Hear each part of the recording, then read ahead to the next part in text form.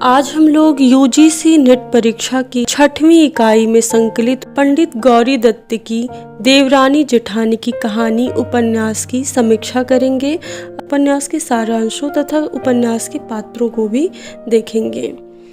देवरानी जेठानी की कहानी उपन्यास, जो कि 1870 ईस्वी में प्रकाशित हुई है, हिंदी का प्रथम उपन्यास होने का श्रेय जाता है। इसके उपन्यासकार हिंदी व देवनागरी के महान सेवक पंडित गौरी दत्त हैं। इन्होंने मेरठ में नागरी प्रचारणी सभा की स्थापना की तथा देवनागरी लिपि के प्रचार प्रसार के लिए अनेक ग्रंथ लिखे और अनेक पत्र पत्रिकाएं संपादित की। प्रस्तुत उपन्यास न केवल अपने कथ्य में गहरी सामाजिकता और यथार्थता को प्रस्तुत करता है, अपितु भाषा शैली और शिल्प की दृष्टि से भी अपने समय का सफल उपन्यास है। इस उपन्यास की अंतर्वस्तु में तत्कालीन समाज का स्पष्ट चित्रण किया गया है। इसमें समकालीन नारी की सामाजिक पारिवारिक स्थिति की लेखक की चिंता का विषय थी। बाल विवाह, विवाह में फिजूल खर्ची, बंटवारा, वृद्धों और बहुओं की समस्या, स्त्री शिक्षा आदि समस्याओं का वर्णन करने में इस उपन्यास का महत्वपूर्ण स्थान है। अपनी भाषा के माध्यम से यह उपन्यास आज के साहित्यकारों का मार्गदर्शन भी करती है। उपन्यास के प्रमुख पात्र सर्वसुख यह उपन्यास का प्रमुख पात्र है तथा मेरठ का एक प्रसिद्ध बनिया है, जो समय समय पर उपन्यास की कथा को आगे बढ़ाने में महत्वपूर्ण भूमिका निभाता है। छोटे लाल उपन्यास का मुख्य तथा सर्वसुख का छोटा बेटा है। वह पढ़ा लिखा समझदार पात्र है। छोटी बहू देवरानी है, छोटे लाल की पत्नी तथा उपन्यास की प्रमुख नारी पात्र है, जो पढ़ी लिखी होने के साथ ही साथ समझदार भी है। यह उपन्यास में जगह जगह अपनी समझदारी का परिचय देती है। दौलत राम सर्वसुख का बड़ा बेटा है। ज्ञानो दौलत राम की पत्नी तथा घर की बड़ी बहू है, जो कि अनपढ़ है। वह सदैव अपनी सास तथा देवरानी की आलोचना करती हैं। इसके अतिरिक्त पार्वती तथा सुखदेई, जो कि सर्वसुख की बेटियां हैं। दौलत राम ज्ञानो जेठानी है। नन्हे, मोहन आदि पात्र भी उपन्यास की कथा को आगे बढ़ाने तथा रोचक बनाने में महत्वपूर्ण भूमिका निभाते हैं। देवरानी जेठानी की कहानी उपन्यास की समीक्षा। देवरानी जेठानी की कहानी पुनर्जागरण की चेतना से सीधी जुड़ी हुई रचना है। पुनर्जागरण ने भारतीय समाज के जिस पक्ष को सबसे अधिक झकझोरा था, वह उसका नारी विषयक दृष्टिकोण और उसके प्रति उसका व्यवहार था। अशिक्षा के कारण मध्यवर्गीय परिवारों की स्त्रियों की स्थिति दयनीय थी। नारी शिक्षा सामाजिक परिवर्तन में अपनी महत्वपूर्ण भूमिका निभा सकती है। उपन्यास में सर्वसुख नाम का एक बनिया है, जिसके 2 पुत्र दौलत राम और छोटे लाल हैं तथा 2 पुत्रियां पार्वती और सुखदेई हैं। सर्वसुख के बड़े बेटे दौलत की पत्नी बड़ी बहू ज्ञानो है तथा छोटे बेटे छोटे लाल की पत्नी छोटी बहू के नाम से जानी जाती हैं। छोटी बहू अर्थात जो देवरानी है, वो पढ़ी लिखी तथा समझदार है, जबकि बड़ी बहू अर्थात जेठानी अनपढ़ है तथा सदैव अपनी सास तथा देवरानी की बुराई किया करती है।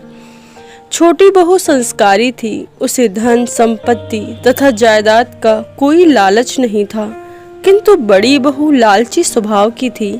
अपने लालची स्वभाव के कारण ही उसने अपने पति दौलत राम और अपनी सास को छोटी बहू के विरुद्ध भड़काकर घर का बंटवारा कर दिया। उपन्यास के अंत में भी उसका स्वार्थ प्रवृत्ति स्पष्ट रूप से दिखाई देती है।